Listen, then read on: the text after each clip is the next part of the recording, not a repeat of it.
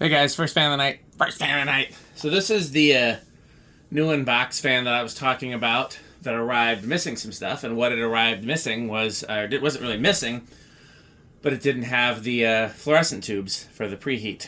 And I didn't know if they would be included or not, so once it got here and I checked and it didn't have them, I had to order some because they no longer sell those in stores. And for those who don't know, this is a MistralAire made by TAT. This is a very early example of this type of integrated light that became very popular later, having a kind of a bowl light built into the motor housing. But this might be the first example, and this fan tried to be groundbreaking by being an early example of a hugger. It's designed for 8-foot ceilings, and that's what that weird ceiling cone thing is meant to be there for. And also having what was supposed to be the most energy efficient light of the time, because it has 2 fluorescent tubes. In fact, here, you know what? No reason I can't show you. So the knob comes off, and then this little thing unscrews. A little kind of a finial with a built-in. It's all a very ingenious design, even though it's weird looking. And there you got 2 preheat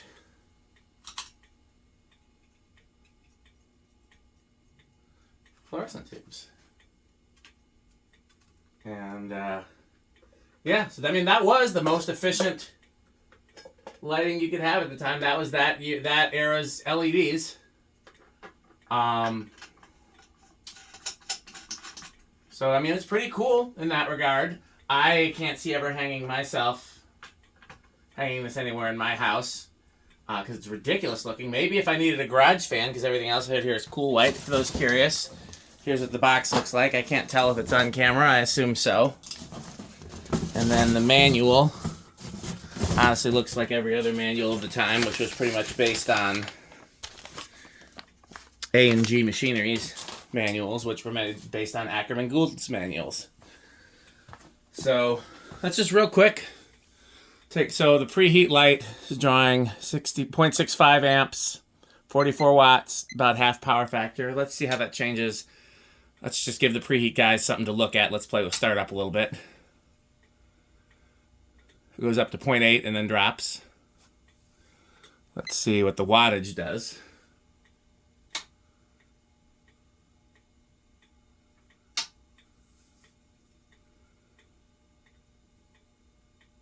So the wattage never doesn't have like an inrush, but the current does. So what that means is that the power factor is changing. So I guess let's do one more.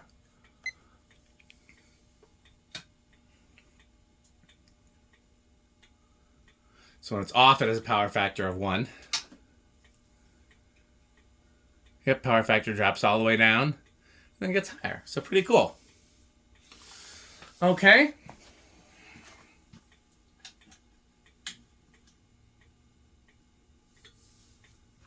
I do want to see something real quick, actually.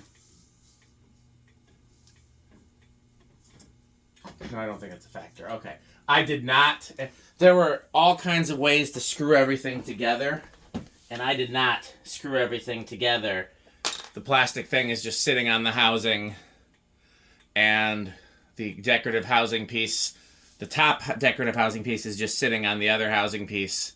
And then the bottom decorative housing piece, it had 6 screws and I only used 3. Just because I plan on taking it down and putting it back in the box, and I didn't want to go through a whole bunch of... Like, this is the pain to assemble. The way that they instruct you to assemble it is they instruct you to fully assemble the thing on the floor and then hang it. And, but that's kind of a pain too. So, yeah, so I just kind of have it sitting together, and I wanted to see if that was a factor in it making noise, because if so, you know, I'll put the screws in and if the housing is what's vibrating, but no, I think it was just a little not silent. So it's got quite the slow low there. So, and it's just a cardboard box, variable speed control.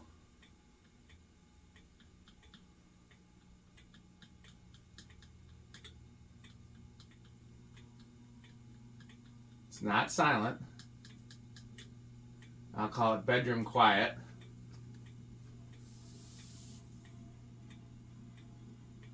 Would it be bedroom quiet or silent with no solid state? I can't tell you.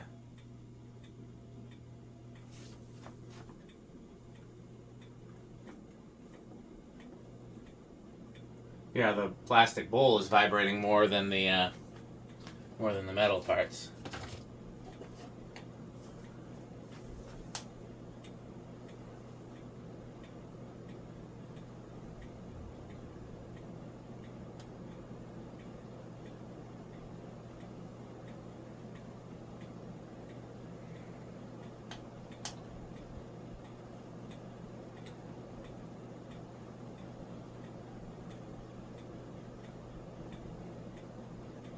It's still climbing. I'm getting about 940.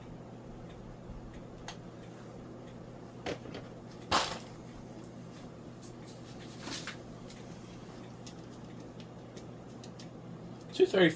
That seems about right.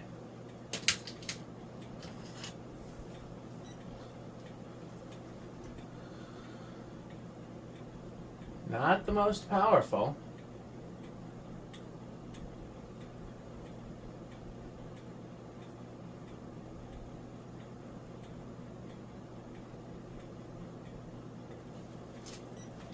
$394 is the highest I'm seeing. Did I check power factor? I don't think I did. 67 watts, 0.82.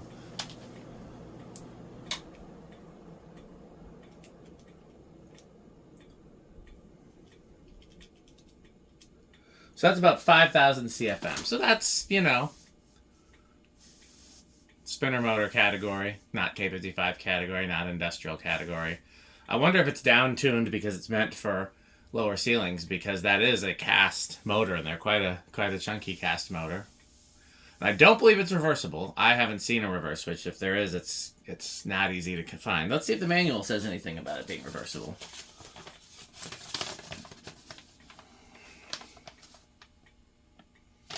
Recommended fluorescent tubes. They recommend warm white. I could only find cool white.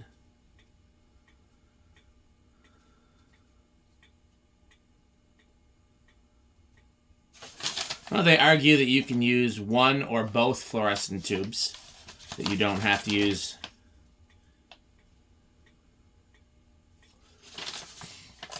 It'd be nice if they had like a one other both pull chain, though.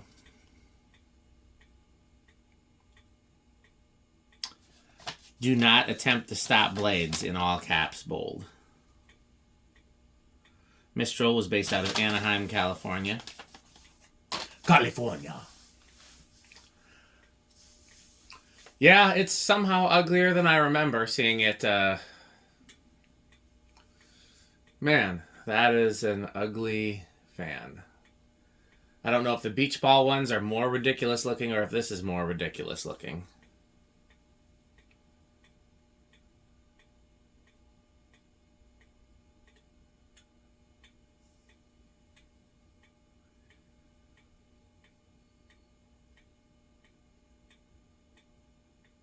It's interesting that all the ones that I've found, the two that ended up in the museum and this one, all came from New York, but Mistral was in California. They must have had a dealer in New York that really... it says made in the USA on the box, which is hilarious. We know it's not made in the USA. That's quite the spin down. I should go for coffee and come back.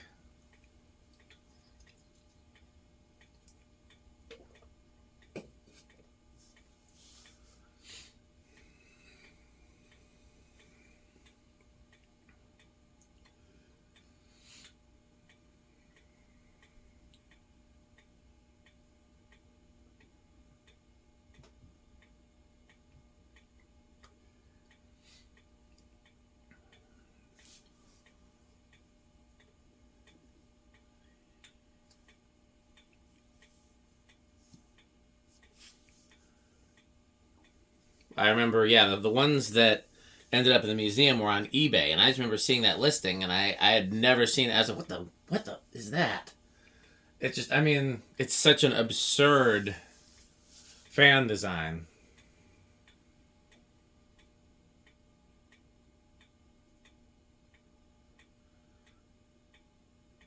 Okay. So where is this going to start on the test rig? That is a great question. Definitely doesn't seem stiff. I'm going to say 3. 2. Oh, started on 2.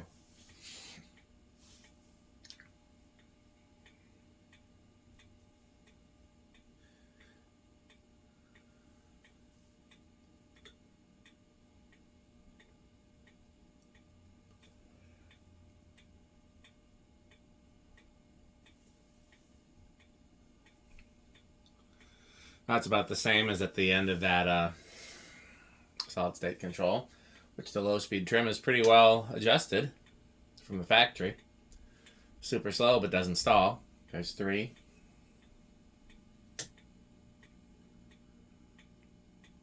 4.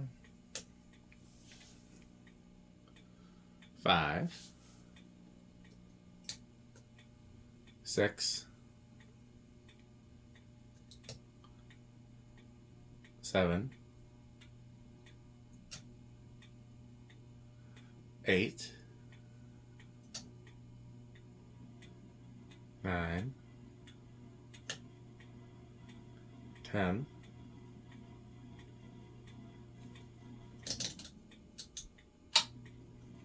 11.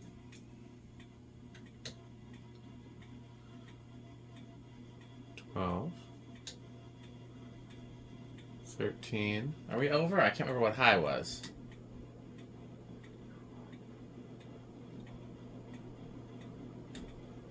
Let's try 14. 15.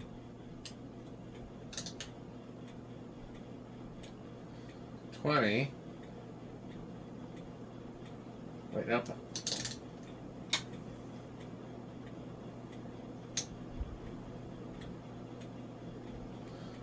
No, so 14 is over. We already know how it's going to do on solid state, so 0 to high, and I'm definitely not waiting for that to spin down again.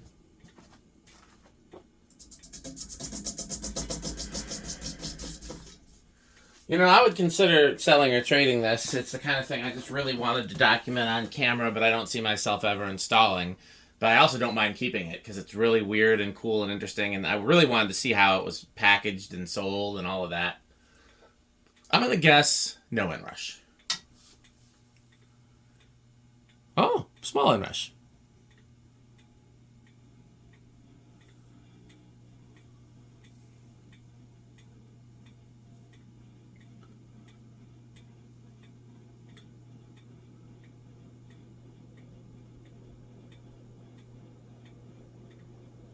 Alexa, garage fans low.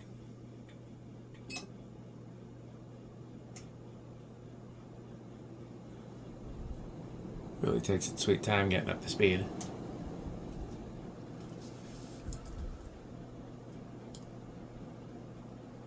Okay.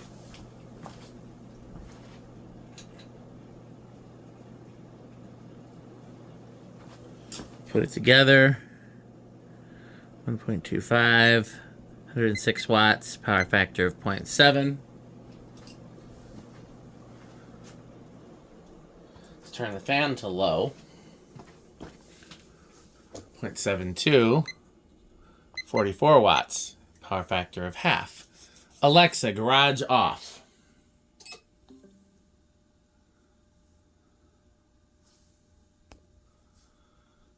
So we can't get a true Rick test, at least by metal standards, because this has a, we can't dim that light. I could disconnect one of the tubes, but that seems wrong to me. It's a decent amount of light. Like if this was the only light in the garage, it would be enough to have the garage lit.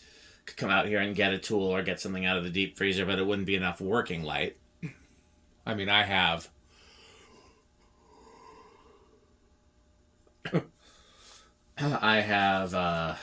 how much?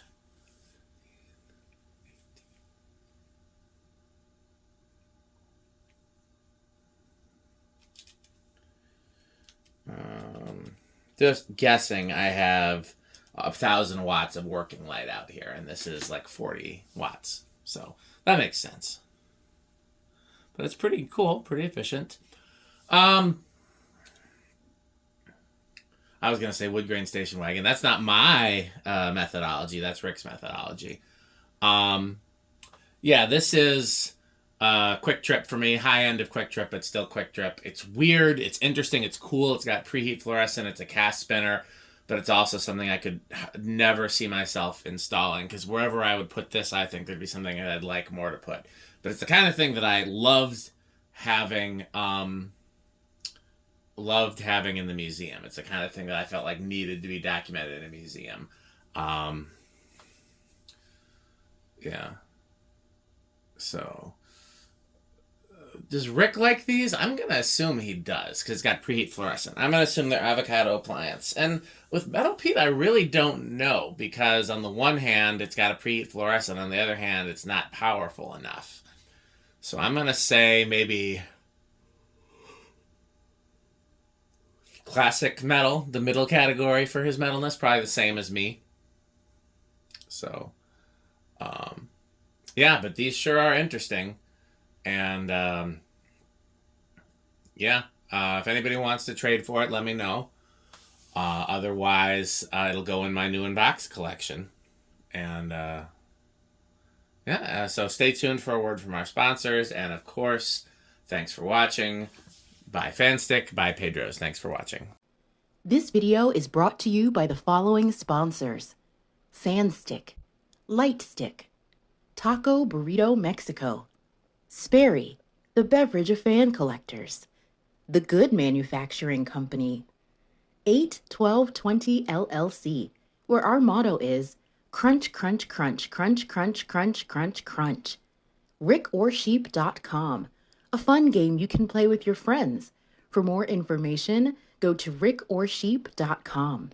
Power Vacuum, the vacuum with more vacuums. Udong Batteries. When I think of batteries, I think of Udong. Major funding for this series is provided by the Corporation for Public Broadcasting and by the annual financial support of viewers like you. Pedro's making Mexican. Pedro's making Mexican.